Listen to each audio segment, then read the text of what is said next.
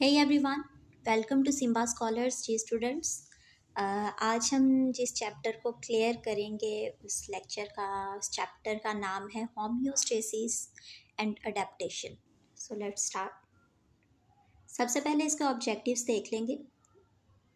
Define the term homeostasis. Homeostasis की जो definition है वो आपको याद होनी चाहिए इसमें कि होम्योस्टेसिस है क्या।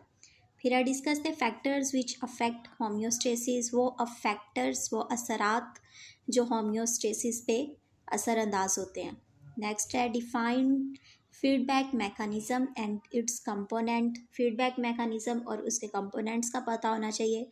Discuss the role of feedback mechanisms in maintenance of homeostasis with example के साथ फीडबैक मैकेनिज़्म जो कि मेंटेन करता है होम्योस्टेसिस को, मतलब कि फीडबैक मैकेनिज़्म किस तरह मेंटेन करता है होम्योस्टेसिस को एग्जाम्पल के साथ। ये सब चीज़ें इस लेक्चर में हम क्लियर करेंगे और आपको पता होनी चाहिए, ठीक है। सबसे पहले ये कुछ डायग्राम्स हैं जिसकी मदद से हम देखेंगे कि आया इस मतलब कि इस स्लाइड में समराइज़ किया गया है कि हम इस लेक्चर में इस क्लास में क्या सीखेंगे। सबसे पहले इसकी डेफिनेशन जानना ज़रूरी है, जो कि मैं हमेशा आपको कहती हूँ कि जो डेफिनेशन है उससे तोड़ फोड़ करके, यानी उसे इस तरह पीसीज में करके अलग अलग करके आपको समझ आ सकती है। उसके नाम से ही पहचाना जा सकता है, समझा जा सकता है कि हाँ इसका मीनिंग क्या है। होम्योस्टेसिस से मुराद मतलब होता है कि होम यानी इंटरनल इन्वायरमेंट, यानी स्ट्रेसिस का मतलब है बरकरार रखना, ठीक है। A stable internal environment. इसकी सिंपल डेफिनेशन ये है कि एक स्टेबल यानी जो मुतवातर चलता रहता है अंदरूनी निज़ाम, इन्वायरमेंट।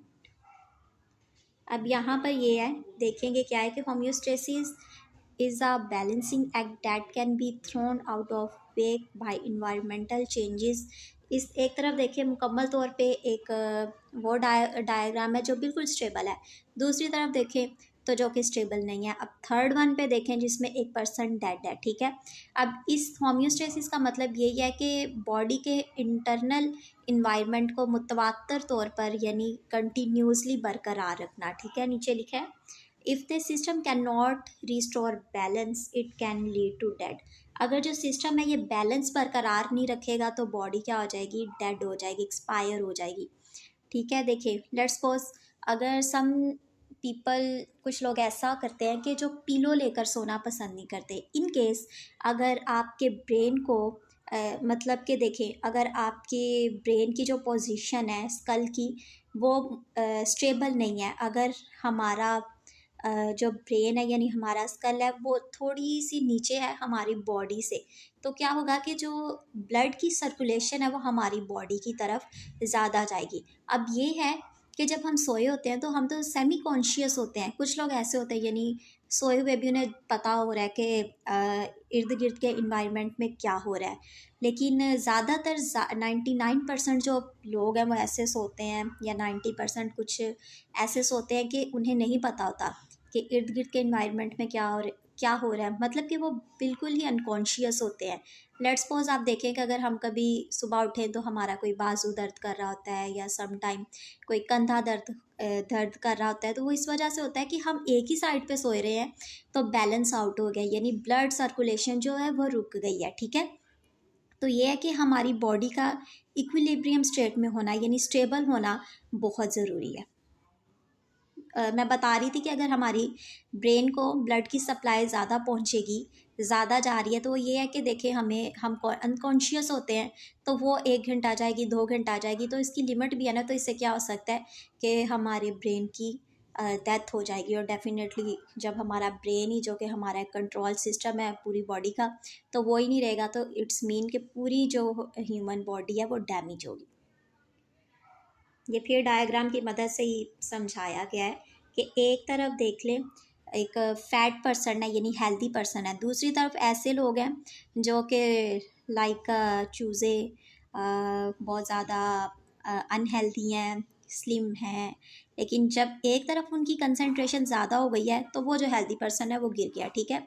इससे मुराद ये है कि कुछ ऐसे फैक्टर्स, कुछ ऐसी चीज़ें जो हम समझते हैं कि हमारी बॉडी के लिए ये क्या है, ये क्या है, ये कोई इतना असरअंदाज नहीं रखती, लेकिन ऐसा नहीं है कि जब हर चीज़ की ज़्यादती होती है तो फिर बॉडी को नुकसान पहुंचता है। लेट्स सपोज अगर हम शुगर का इस्तेमाल बहुत ज़्यादा करते हैं तो शुगर जो है एक अच्छे हाथ से हेल्दी पर्सन को लाइक बर्बाद कर सकती है, यानी कि एक तरह का ये सोर्स है, ठीक है। फैट कॉज करता है शुगर। तो इससे इस डायग्राम की मदद से ये है कि स्टेबल हर एक चीज़ का स्टेबल तरीके से लेना बहुत ज़रूरी है। वो कहते हैं ना, excess of everything is bad, हर चीज़ की ज़्यादती जो होती है वो बुरी होती है। मुकम्मल तौर पर, प्रॉपर तौर पर हम अपना लेक्चर स्टार्ट करेंगे। होम्योस्टेसिस, होम्यो मीन्स सेमनेस, मतलब कि मुतवातर, एक जैसा।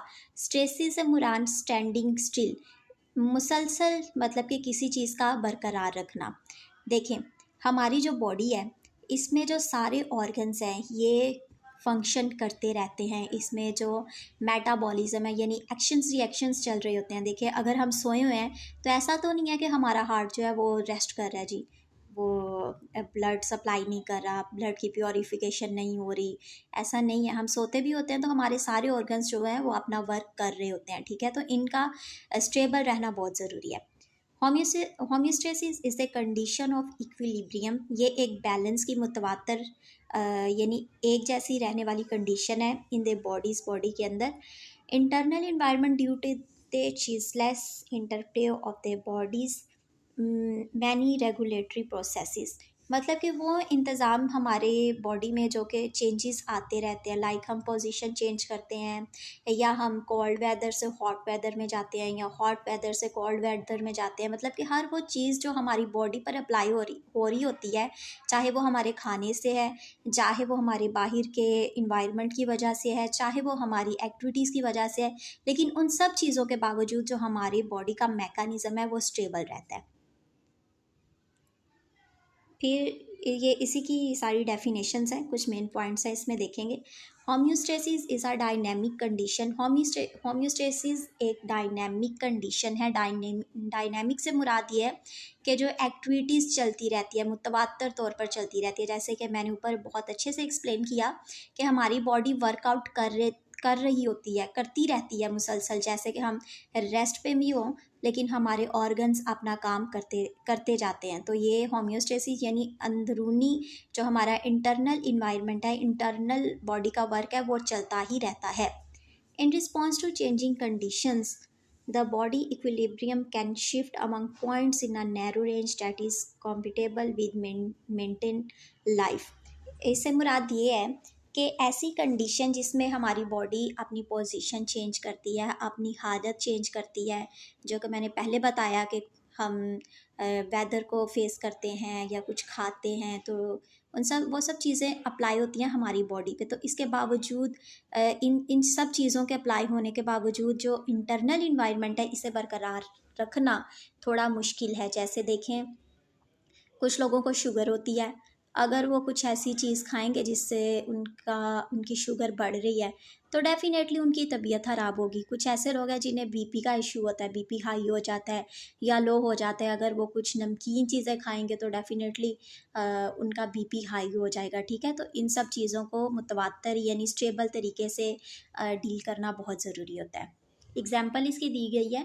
For example, the level of glucose in blood normally stay between 70 and 110 milligrams of glucose पर 100 मिलीलीटर्स ऑफ ब्लड, मतलब कि 100 मिलीलीटर्स ब्लड में जो ग्लूकोज की रेंज है वो है 70 से 110।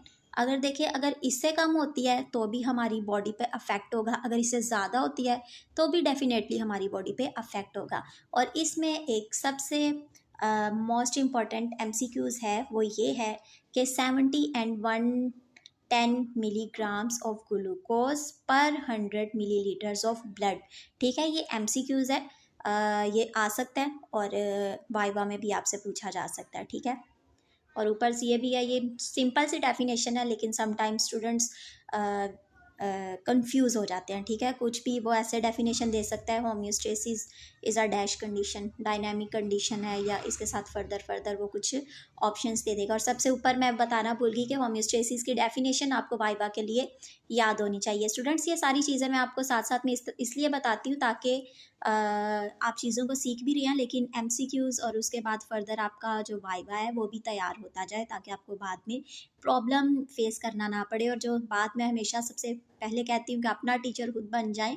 अपनी कॉपी और अपनी पेंसिल लेक्चर स्टार्ट होने से पहले, चाहे आप ऑनलाइन ले रहे हैं या फिर आप फिज़िकली क्लास में बैठे हैं या खुद से स्टडी कर रहे हैं, अपनी कॉपी पेंसिल आपके पास होना बहुत ज़रूरी है, ताकि आप अपने नोट्स खुद बना सकें। हमेशा बताती हूँ कि इसे आप स्मार्ट तरीके से स्टडी कर सकते हैं और आप थकेंगे नहीं नेक्स्ट टाइम जब आप चीज़ों को रिवाइज करेंगे, और टाइम भी इतना गेन नहीं होगा, टाइम की बचत होगी, ठीक है। नेक्स्ट है, each structure from the cellular level to the systemic level contributes in some way to keeping the internal environment of the body within normal limits। जो ह्यूमन बॉडी के अंदर है, अब देखें एक सिंपल डेफिनेशन जो कि हमें बायो की फर्स्ट डेफिनेशन हमेशा सिखाई जाती है कि सेल मिलकर टिश्यू बनाते हैं, टिश्यू मिलकर फर्दर ऑर्गेनालिस से ऑर्गन सिस्टम, देन एक फर्दर एक ह्यूमन बीइंग, यानी यूँ समझे एक मुकम्मल तौर पर अडल्ट पर्सन जो है वो बनता है, ठीक है। तो इन सब प्रोसेसेस में एक मुतबातर तौर पर सिस्टम का चलना जो है ना बहुत ज़रूरी है। अगर इनमें किसी भी एक चीज़ में कोई डिस्टर्बेंस क्रिएट होगी तो डेफिनेटली बॉडी को हार्म होगा, बॉडी अफेक्ट करेगी, ठीक है। स्टूडेंट्स, इस सारी डायग्राम में ना सिर्फ डेफिनेशन है जो कि आपको याद करनी है, और कुछ ऐसी पॉइंट्स होंगे मेन जो आपको याद रखने हैं, लेकिन होम्योस्टेसिस सब मतलब कि सिर्फ यही चीज़ें चलती रहेंगी कि बॉडी के इंटरनल इन्वायरमेंट को बरकरार रखना, ठीक है। तो ये बात याद रखिएगा। The process of maintaining a controlled stable internal environment is called homeostasis. वही बात है जो कि ऊपर मैं बहुत अच्छे तरीके से रिपीट कर चुकी हूँ। ये डेफिनेशन आप अच्छे से याद कर लें, जितनी अच्छी तरीके से प्रेजेंटेशन देंगे आपको मार्क्स उतने अच्छे मिलेंगे during viva. Homeostasis must be maintained for normal body functioning and to sustain life। Homeostasis यानी इंटरनल इन्वायरमेंट का बॉडी के अंदर, यानी बॉडी के इंटरनल इन्वायरमेंट का नॉर्मल फंक्शन करना बहुत ज़रूरी है, ताकि हमारी लाइफ जो है वो अच्छे से गुजर सके। अच्छी सेहतमंद लाइफ गुजारने के लिए हमारे इंटरनल इन्वायरमेंट का स्टेबल होना बहुत ज़रूरी है, ठीक है। Homeostasis imbalance a disturbance in homeostasis resulting in disease.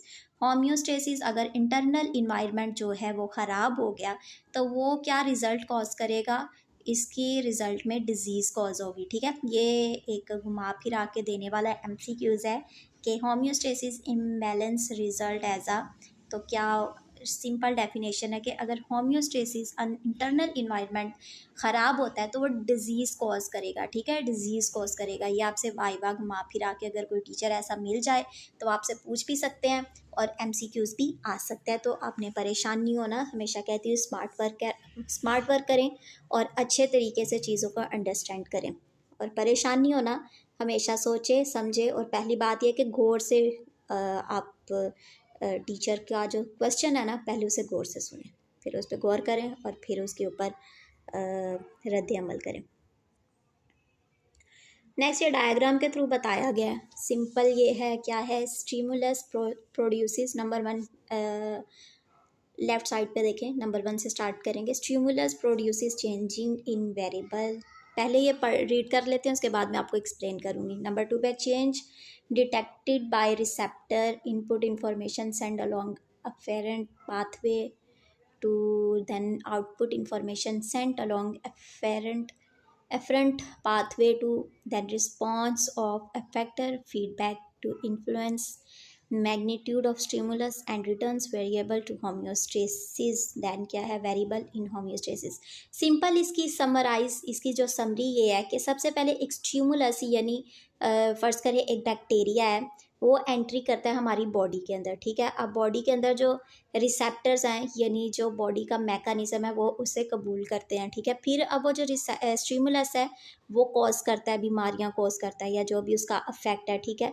फिर उसके बाद क्या हमारा जो कंट्रोल सेंटर है यानी हमारा जो ब्रेन है उसके खिलाफ हमारे डिफरेंट ऑर्गन्स को मैसेजेस भेजता है कि बॉडी के अंदर लाइक ये एनिमी आ गया है, ये दुश्मन आ गया है, तो हमें इसके खिलाफ हिफाजती तदाबीर करनी है, जो कि हमारे ब्लड में किसका काम है, वाइट ब्लड सेल का, ठीक है। वाइट ब्लड सेल्स जो है ये हमारी इम्यूनिटी का एक बिगेस्ट सोर्स है, ठीक है। अब वो उससे लड़ता है, ठीक है। अगर वो लड़ेगा, उसके अंदर इतनी कुव्वत है, ताकत है, तो वो उसे फिनिश कर देगा। अगर नहीं है तो फिर बाहर से हमें डिफरेंट तरह की डोजेज यानी मेडिसन्स, ड्रग्स लेने पड़ते हैं, जो कि इन चीज़ों का खात्मा करती है। फैक्टर्स अफेक्टिंग होम्योस्टेसिस, जो कि पहले बताया था कि हम इन फैक्टर्स के बारे में पढ़ेंगे। तो मैंने आपको पहले बताया कि इसके अंदर जो मेन जो चीज़ें हैं वो डेफिनेशंस है, और ये डेफिनेशंस आपको याद करना बहुत ज़रूरी है। इसके अंदर से एमसीक्यूज़ आएंगे और इसी के अंदर से वाइवा लिया जाएगा। जितने अच्छे आप एमसीक्यूज़ तैयार करेंगे तो डेफिनेटली आपका वाइवा उसके साथ ही स्टार्ट रेडी हो जाएगा। मेटाबॉलिक एक्टिविटीज़, मेटाबॉलिज्म का मतलब ही है एक्शंस एंड रिएक्शंस, ठीक है। एक्शंस मतलब कि हमने खाना खाया, और रिएक्शन ये कि उसके खिलाफ हमारी बॉडी ने वर्क किया, उसे डाइजेस्ट किया, जो अच्छी चीज़ें थी उसने अब्जॉर्ब कर लिया, और बाकी जो वेस्ट है वो थ्रू फर्दर प्रोसेस के थ्रू एलिमिनेट हो गया, ठीक है। Constantly taking place inside the body as a result of unwanted chemicals are produced.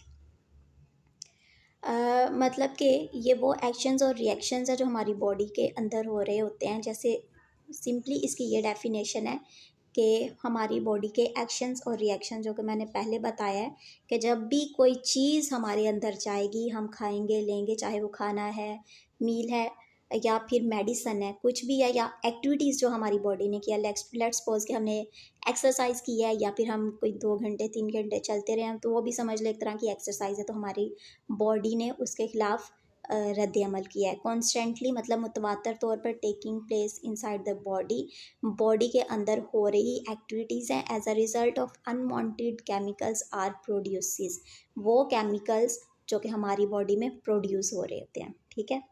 Next are the external environment or the conditions in which an organism lives may vary greatly even over a brief period. The external environment, जिसके अंदर gently मतलब कि बहुत अच्छे तरीके से हमारी body जो है ना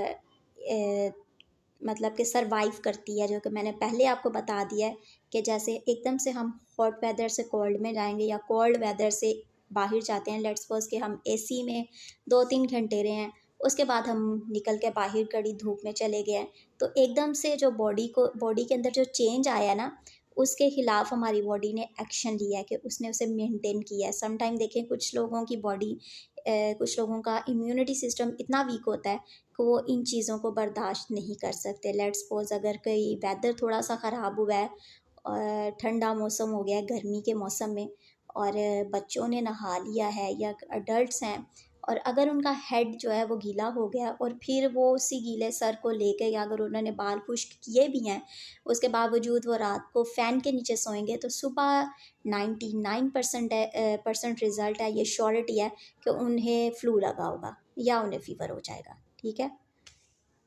इन सब इस डेफिनेशन की एग्जांपल्स है टेम्परेचर, जो कि मैंने पहले बताया कि हमारी बॉडी रिएक्ट करती है चेंज होने की वजह से, acidity, salts, water etcetera, some of the external factors to which an organism must adjust in order to survive. यानी ये वो सारे फैक्टर्स हैं जो कि बॉडी को एडजस्ट करना बहुत ज़रूरी है सर्वाइव करने के लिए, यानी जीने के लिए। जैसे टेम्परेचर का मेंटेन होना बहुत ज़रूरी है, एसिडिटी, सॉल्ट, जो कि जिन लोगों को बीपी का इशू होता है, water is the main first main pigment source, यानी नीड है हमारी बॉडी की, ठीक है। तो इन सब चीज़ों का बॉडी में मेंटेन होना बहुत ज़रूरी है। Major system involve, autonomic nervous system और एंडोक्राइन सिस्टम, ये सारे जो हॉर्मोन्स है ना स्टूडेंट्स, इसके नाम आपको याद होने चाहिए। इसके अंदर ऐसे इतना उन्होंने पूछा तो नहीं है। नेक्स्ट सेमेस्टर्स में जब आप जाएंगे, थर्ड में आई थिंक, सेकंड से या थर्ड सेमेस्टर से, तो आपको फर्दर एंडोक्राइन सिस्टम में जो ह्यूमन बॉडी के अंदर हार्मोन्स रिलीज़ होते हैं, उनके बारे में आपको बहुत डिटेल से पढ़ना होगा, लेकिन ये further for the time being आपको चंद एक हार्मोन्स के नाम याद होने चाहिए। फॉर स्मार्ट स्टडी, यानी आप जितना आपके पास नॉलेज होगा, knowledge is power. Autonomic nervous system के बारे में सीखेंगे। The nervous system regulates homeostasis by sending electrical signals known as nerve impulses action potentials to organ that can contract deviations from the balanced state. The nervous, अब इसकी उर्दू में definition देखेंगे। The nervous system regulates homeostasis.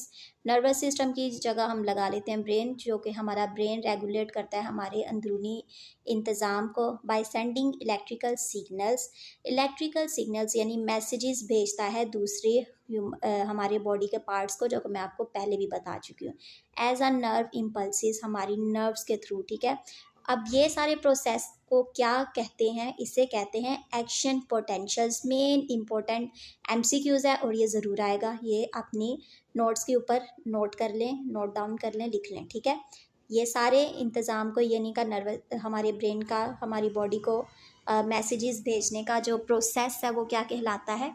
Action potentials. ठीक है,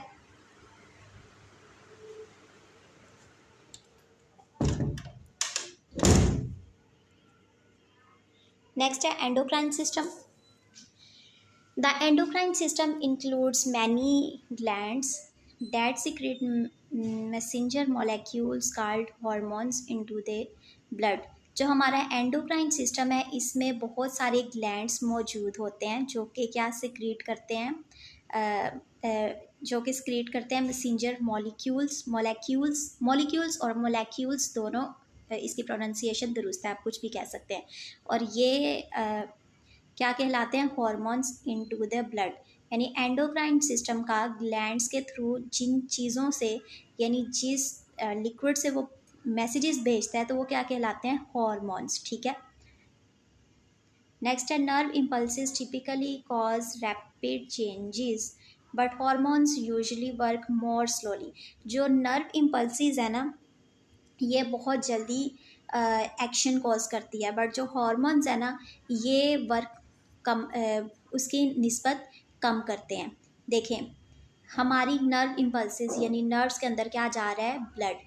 अब blood जाता है, blood के अंदर ही ये सारी चीज़ें मौजूद होती हैं, डिफरेंट ऑर्गन्स को जाएगा, उन ऑर्गन से सिक्रीट होते हैं हॉर्मोन्स। तो देखिए, ब्लड जाएगा नर्व इम्पल्सिस, यानी नर्व इम्पल्सिस के थ्रू मैसेज जाएगा, देन ऑर्गन से सिक्रीट होगा हॉर्मोन्स। तो देखिए कौन ज़्यादा वर्क कर रहा है? Nerve impulses. ये थोड़ा सा घुमाने वाला, स्टूडेंट को कंफ्यूज करने वाला एमसीक्यूज है, तो आपने कंफ्यूज नहीं होना, बल्कि अच्छे तरीके से इसे समझकर इसका आंसर करना है। ठीक है, और ये है both means of regulation however work toward the same and usually through negative feedback के हॉर्मोन्स का और नर्व इम्पल्सिस का काम जो है ना, वो एक जैसा ही है। इसका मकसद ही रेगुलेशन करना है। रेगुलेशन यानी बॉडी के इंतज़ाम को मुतवातर रखना। लेकिन चूँकि हमने ऊपर पढ़ा है कि नर्व इम्पल्सिस जो है वो ज़्यादा रैपिड चेंजेस का मतलब है बहुत जल्द अपना काम करती हैं। ठीक है, और हॉर्मोन्स जो है वो उसकी निस्बत थोड़ा स्लो काम करते हैं। ये एक मेन जो इसका डिफरेंस है ना, वो आपने याद रखना है। ठीक है, लेकिन काम दोनों का जो है ना वो एक ही है। फीडबैक मैकेनिज्म देखेंगे, ये क्या है? आप feedback system or feedback loop is a cycle of event in which the status of body condition is monitored, evaluated, changed, remained or evaluated and so on. ये फीडबैक मैकेनिज्म सिस्टम और feedback loop, ये एक ऐसा cycle है जिसका काम है कि बॉडी का मॉनिटर मतलब कि बॉडी का चेक करना कि आया हमारी बॉडी के अंदर चेंज क्या आ रहा है। जैसे कि एक पेशेंट आ जाता है, वो अनकॉन्शियस है या उसका सर चकरा रहा है, ये कुछ हो रहा है, तो हम उसके वाइटल्स लेंगे। मतलब कि इसकी एक जो सीधा सा एक लफ्ज़ जो है ना, जो इसकी समराइज़ कर रहा है इस डेफिनेशन को, वो ये कि वाइटल्स लेना। वाइटल्स कैसे? हम उसका बीपी चेक करेंगे, नर्व चेक करेंगे, और फिज़िकली चेंज जो भी हम उससे एग्ज़ामिन करते हैं। ठीक है, each monitor variable such as body temperature, जो कि मैंने आपको पहले बताया कि टेम्परेचर चेक करेंगे, ब्लड प्रेशर चेक करेंगे। ब्लड प्रेशर और blood glucose level is termed a controlled condition, कि ये एक कंट्रोल्ड कंडीशन है। अगर हम उसका बॉडी का टेम्परेचर चेक करेंगे, बीपी हाई है तो उसके लिए हम उसे मेडिसिन देंगे, मेडिसिन नहीं तो दूसरे हम तरीके बताएंगे। ज़्यादातर लोगों को यही होता है, टेंशन की वजह से उनका हेडेक स्टार्ट हो जाता है, बीपी हाई हो जाता है। तो मेडिसिन के साथ साथ हम उनकी काउंसलिंग भी करेंगे कि इन सब चीज़ों को, टेंशन को, डिप्रेशन को अगर आप एलिमिनेट करते हैं तो डेफिनेटली आपकी बॉडी नॉर्मल वर्क करेगी। और ये टर्म्स जो हैं लिखा हुआ है, इस टर्म द कंट्रोल्ड कंडीशन, ये जो कंडीशंस है ये हमारे ऑलमोस्ट हमारे कंट्रोल में होती है। बीपी चेक करेंगे, बीपी ज़्यादा है, उसकी हम एहतियाती तदाबीर कर देंगे, लेकिन कहीं किसी भी हद तक हमारे हाथ में नहीं भी है। लेट्स सपोज कि अगर बीपी बहुत ज़्यादा हाई हो जाए, बीपी शूट कर जाता है, अगर टाइम पे उसे ट्रीट नहीं किया जाए। एनी फीडबैक सिस्टम वही है, उसी की फर्दर एक्सप्लेनेशन है। Any disruption that changes a controlled condition is called a stimulus. ऐसा चेंज मतलब कि एक ऐसी चीज़ जो हमारी बॉडी में आके हमारे बॉडी के सिस्टम को चेंज कर दे, उसे कहेंगे स्टिमुलस। यानी इसे एक तरह से एनिमी के तौर पे भी लेंगे कि ऐसा दुश्मन जो आके बिगाड़ पैदा कर देता है। ठीक है, इसके स्टिमुलस की डेफिनेशन भी आपसे एग्जामिनर पूछ सकता है, या फिर एमसीक्यूज में भी घुमा फिरा के दे सकता है कि एनी डिस्ट्रप्शन, यानी ऐसी चीज़ जो डिस्टर्ब कर देती है, that changes a controlled condition, जो कि एक मामूली मतलब कि मुतवातर चलता हुआ इंतज़ाम है, उसे ख़राब कर देता है, दरहम बरहम कर देता है, तो वो क्या कहलाता है? स्टिमुलस।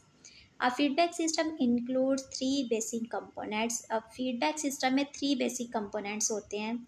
अब वो क्या है? A receptor, a control centre and an effector, जो कि मैंने आपको पहले ऊपर बताया कि रिसेप्टर सबसे पहले देखें, जब कोई स्टिमुलस हमारी बॉडी में एंटर किया है, उसके बाद हमारी बॉडी ने उसे एक्सेप्ट किया है, उसके बाद कंट्रोल सेंटर यानी हमारे नर्वस ने उसे डिटेक्ट किया, उसे चेक किया है, उसके खिलाफ मतलब कि मैसेजेस भेजे हैं, उसके बाद हमारी बॉडी ने जो है उसके ऊपर अफेक्ट किया। ठीक है, तो जो एग्जामिनर है ना, एग्जामिनर वो आपसे पूछेगा कि फीडबैक सिस्टम के कितने कंपोनेंट्स हैं, या तो आपसे पूछ लेगा कितने कंपोनेंट्स हैं, आप कहेंगे 3 कंपोनेंट्स हैं, तो डेफिनेटली वो आपसे पूछेगा कोई एक बता दो या बताओ कौन से हैं, तो आपने फ़ौरन से कह देना है a receptor, a control centre और एंड अफेक्टर। ये सारी चीज़ें आपको टिप्स पे याद होना बहुत ज़रूरी है अगर आप चाहते हैं कि हम अच्छे मार्क्स गेन करें, और अच्छे मार्क्स गेन करने के साथ साथ हम एक अच्छे ऑफिसर यानी एक अच्छे स्टाफ साबित हों। तो ये सब चीज़ों का जहन नशीन करना और दिल से करना बहुत ज़रूरी है,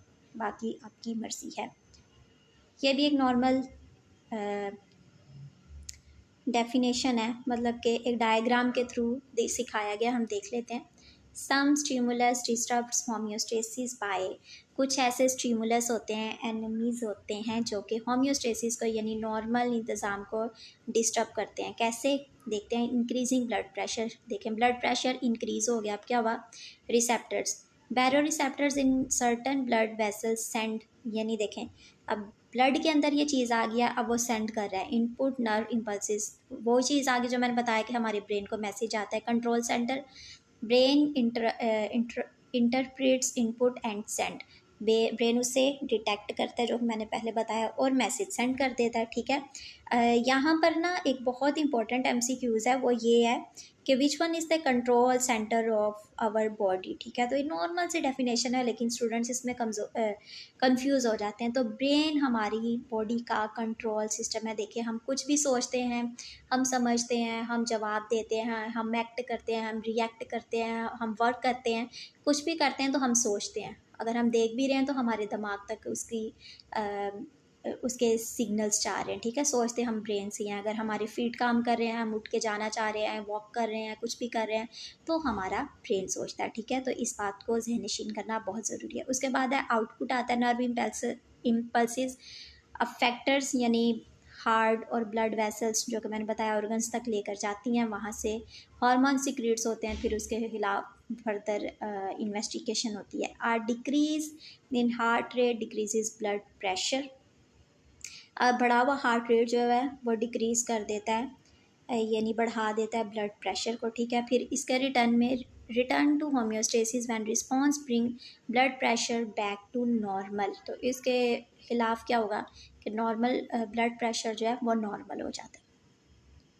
homeostasis regulation of blood pressure by a negative feedback system, ये वो था, यानी ये नेगेटिव फीडबैक सिस्टम की एक डायग्राम दिखाई गई थी कि जिसके थ्रू आपको बताया जा रहा है कि सबसे पहले स्टिमुलस आता है, फिर उसे एक्सेप्ट किया जाता है, उसके बाद डिटेक्ट किया जाता है, फिर उसके खिलाफ उसके अगेंस्ट रिस्पॉन्स किया जाता है।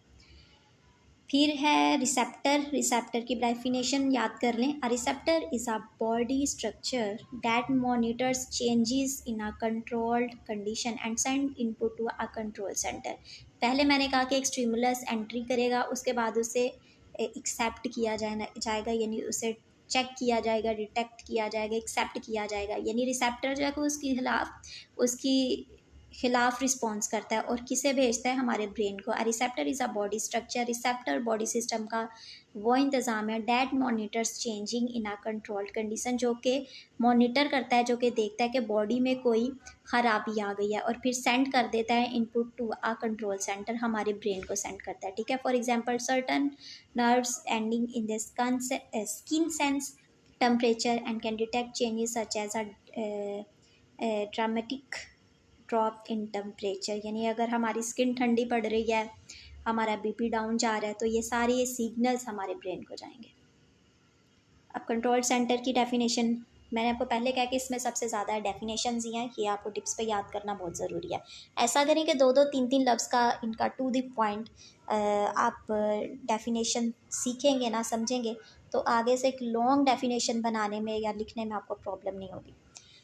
A control center in the body, for example the brain, sets the range of values within which a controlled condition should be maintained, elevates evaluates the input it receives from receptors and generate output commands when they are needed। यानी control centre का जो मकसद है, जो काम है ना, ये ब्रेन है हमारा, इसने अपनी लिमिटेशंस ठहराई हुई हैं कि इस सारे हदूद के अंदर, इन सब लिमिटेशंस के अंदर सारे बॉडी ऑर्गन्स काम करेंगे।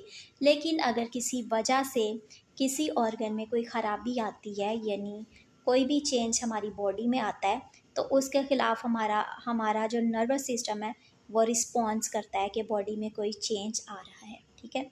Example skin temperature, brain act as a control centre, जो पहले भी हमने सीखा कि अगर स्किन का टेम्परेचर गिरेगा तो ब्रेन उसके खिलाफ एक्ट करेगा। An effector is a body structure that receives output from the control center and produces a response or affect the changes at controlled condition। अब अफेक्टर के लफ्ज़ से ही समझ आ रहा है, यानी अफेक्ट करना, असरअंदाज होना। An effector is a body structure that receives output, जो कि हमारे कंट्रोल्ड सेंटर से, यानी हमारे ब्रेन से जो आउटपुट आ रहा होता है ना, उसे रिसीव करता है और रिस्पॉन्स करता है और चेंज करता है कंडीशन को, मतलब कि अपनी कंट्रोल्ड कंडीशन से उसे काबू में लाता है, ठीक है।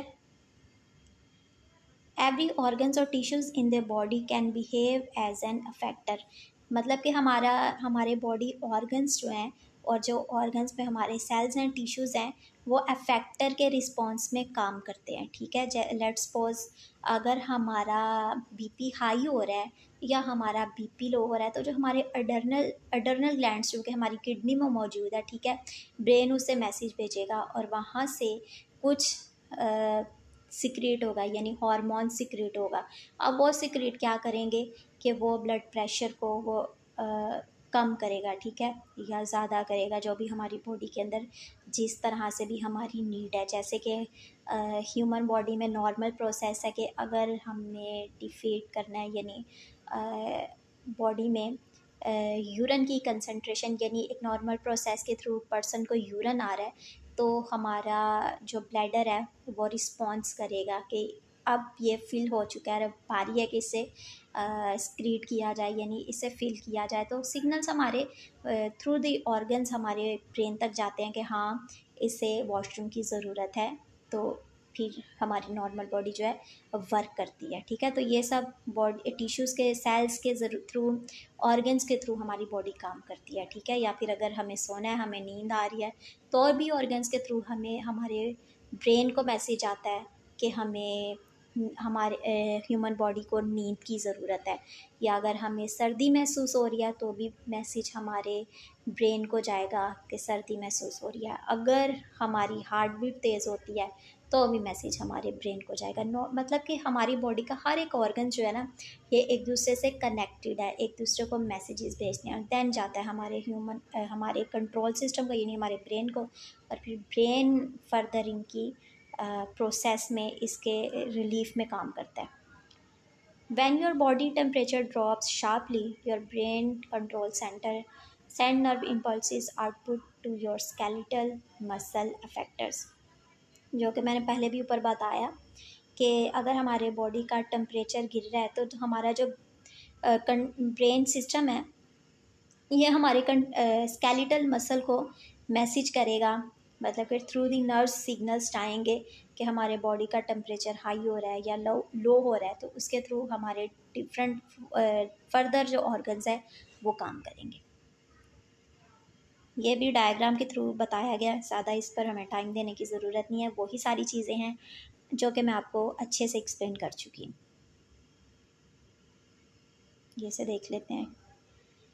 अफेक्टर्स मसल्स इन यूट्राइन वॉल कॉन्ट्रैक्ट, कहाँ से स्टार्ट हो रहा है, उसके बाद response contraction and further destruction of uterus, receptor stretch receptors to uterine wall, then stimulus relate to brain endocrine center in stimulus, oxytocin transported to its target cell। Oxytocin जो है ये एक हार्मोन है, ठीक है, जो कि मैंने पहले भी बताया। अगर यूरिनेशन की ज़रूरत है, यूरेट करने की ज़रूरत है, तो हमारे बॉडी को सिग्नल जाएगा, सिग्नल्स जाएंगे, मैसेज भेजा जाएगा, और बॉडी फिर फर्दर हमारे स्केलेटल सिस्टम को मैसेज भेजेगी कि यूरिनेशन की ज़रूरत है, बॉडी से एलिमिनेट होने की, करने की ज़रूरत है, तो बॉडी उसके ख़िलाफ़ एक्ट करती है, यानी इस चीज़ का अखराज होता है।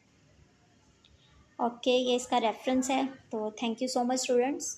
अगर आपने इससे कुछ सीखा, आपको कोई फ़ायदा हुआ, तो फीडबैक अपना देना नहीं भूलिए। Thank you very much.